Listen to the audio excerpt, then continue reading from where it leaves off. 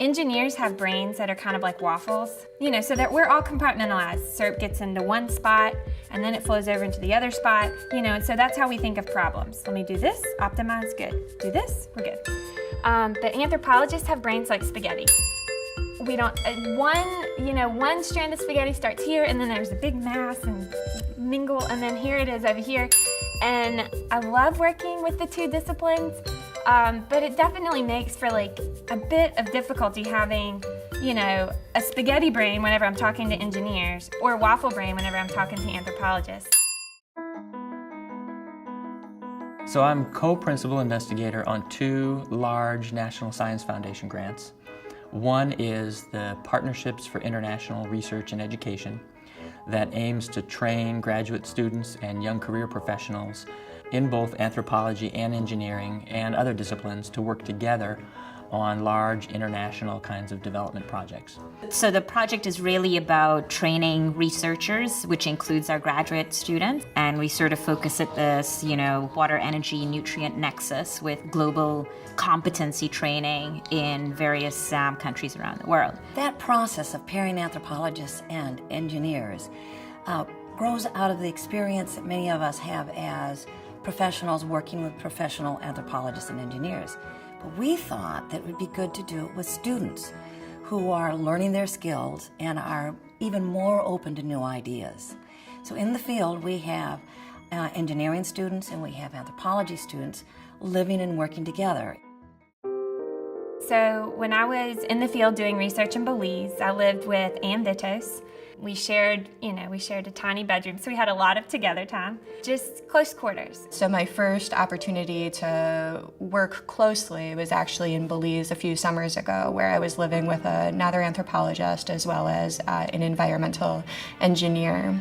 And that was an incredible experience. I love working with anthropologists.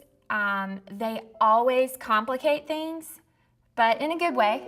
I appreciate the complexity. I do complex models, so I appreciate it, but good gravy. Sometimes as an engineer, I'm like, just let me simplify a little bit, just a little bit. So it's that balance. I think a good thing that I always kind of bring back to engineering is that need for context and like bringing in complexity, bringing in the human element, that's important. By collaborating with engineers like Christy, I really got more exposure to the technical operations of systems like wastewater systems, so I could be more knowledgeable in talking to people about them and how they might use it differently or perceive those systems differently than I wouldn't have had a grounding in if I had just come back from my own field of specialization, which is more heritage studies and tourism development. Anthropology sometimes spends a little bit too much time critiquing and analyzing and not enough time actually implementing solutions because we're worried that something might go wrong or that it might not be perfect. It's complicated, we like to say.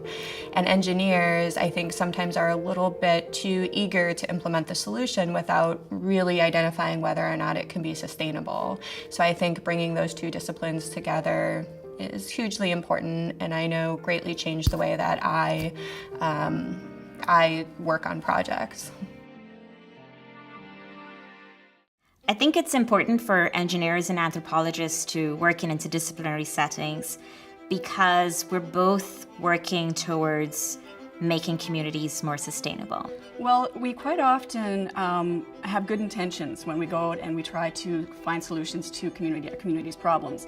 And we go into it really desperately wanting to help people, but if we don't consider all aspects of the community, then quite often those solutions don't work.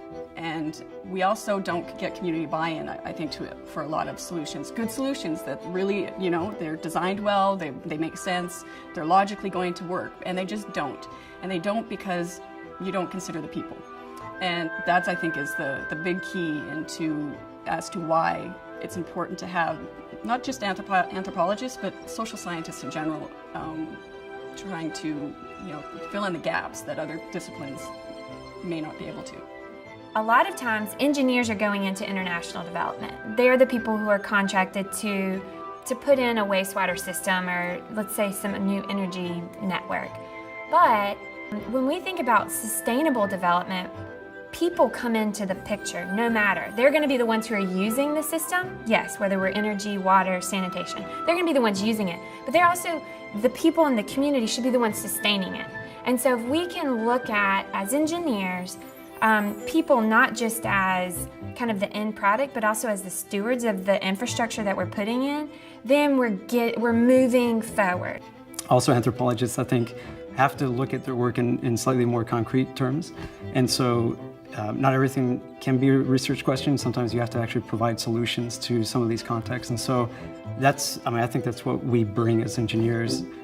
We have to look at the problem and be able to bring some sort of solution to the table.